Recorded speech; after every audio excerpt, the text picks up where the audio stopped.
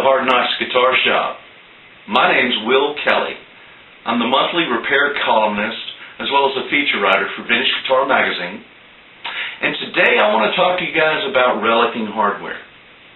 Now, there's nobody that doesn't love a well-worn, well-played, vibey old Stratocaster or vintage Gibson guitar. And we've all seen the recreations by the custom shops in the local guitar stores for thousands of bucks. So how do we get that same vibe, that same look, that same feel on our own instruments for only a few bucks? And we'll take you through the process. Be warned, though, that this process and the things that we're going to do to your guitar's hardware are irreversible. So work conservatively. Remember to layer the relicing process lightly. And have a good time and have fun with it. Okay? So let's get in our time machine and start aging some hardware, okay?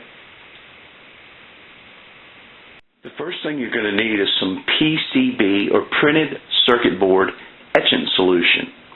I bought this at Radio Shack. A bottle of it goes a long way. Now this is called Ferrous Chloride, and it's a metal salt solution, so it will dissolve the hell out of any metal it comes in contact with. Be very careful using it. Use gloves when you use it in a well-ventilated area. You're also going to need paper towels and paper plates, a bowl of clean water, and a little bit of detergent. Some 4/0 fine grade steel wool. A box of single-ply white plain tissues with no imprints or designs on them. An applicator brush. It's important that your brush has a plastic ferrule. That's the part that retains the bristles to the stem of the brush. There can be no metal parts on your brush whatsoever because they'll dissolve. Once you've got all your supplies together, you'll go ahead and get the hardware, find a well-ventilated, well-lit area, and let's get started. Okay, so what we've got here is a piece of white tissue paper. We're going to go ahead and peel it apart. There we go. And we'll set this to the side. Now what you've got is a very ultra-fine, thin piece of plain white tissue paper. And what we're going to use this for is a wick to keep the PCB Etchant Solution tightly against the surface of the chrome. It won't allow any splattering or droplets or anything because it's evenly dispersed. And it makes the PCB Etchant Solution work a lot better.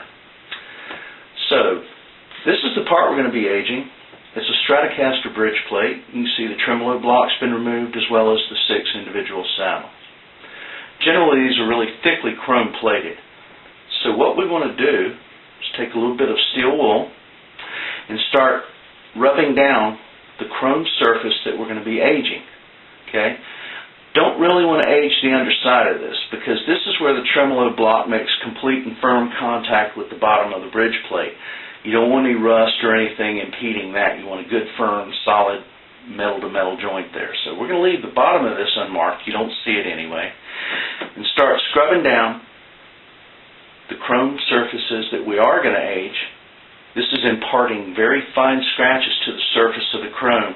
And that's where the PCB Etchant Solution will adhere to and do its work. It helps it look a little more authentic and it helps it age a little faster. So we've cleaned this down with steel wool.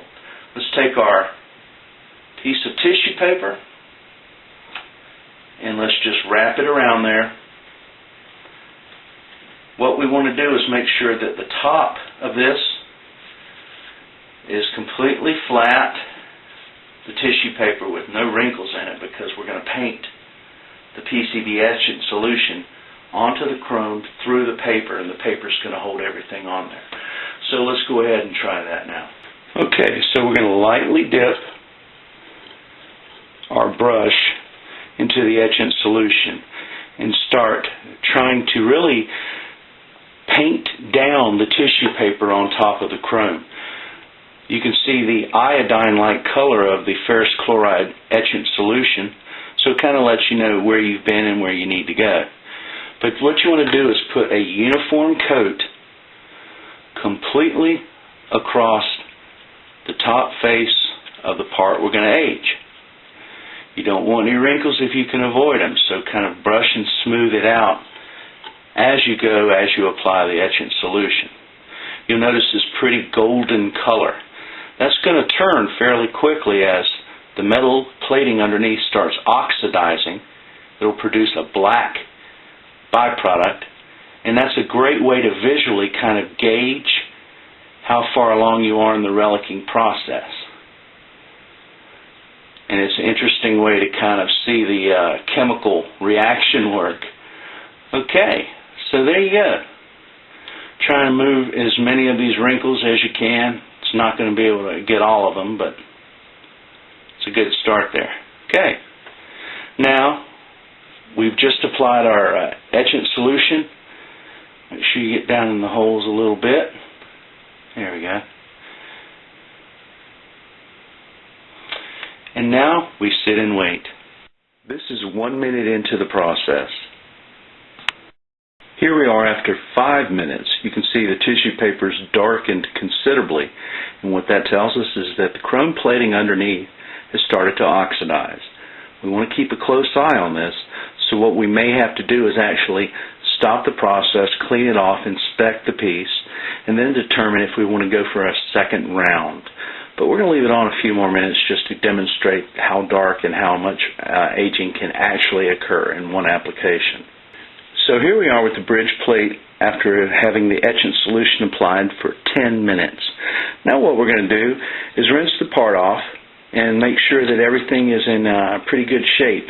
We've got this bowl over here that's got a little bit of detergent as well as a bunch of cold clean water. So what we're going to do is remove the tissue paper carefully. It's like unwrapping a Christmas present. And then immediately douse this in some cold, soapy water. That stops the etchant solution from activating. It deactivates it, basically removes all the contaminants, etc. from the surface. And now we get a chance to see exactly what we've got here. Start seeing some of the copper underplating showing where all the fine scratches were before.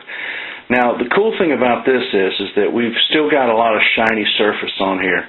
And as you see, the back plate's also got some nice etching and stuff into it too. I'd say we're done, because what's going to happen is we're going to put this up wet. We're just going to smear the water over it slightly, and then we're just going to set it back down on this plate, and we're going to let it dry, air dry. Okay? What's going to happen is that this chrome plate's going to dull over. You're going to start seeing a little bit of rust form. The longer you let it sit, the more authentically it's going to start rusting and aging out. Okay? So we're just going to leave that for a little bit there, but basically, we're done.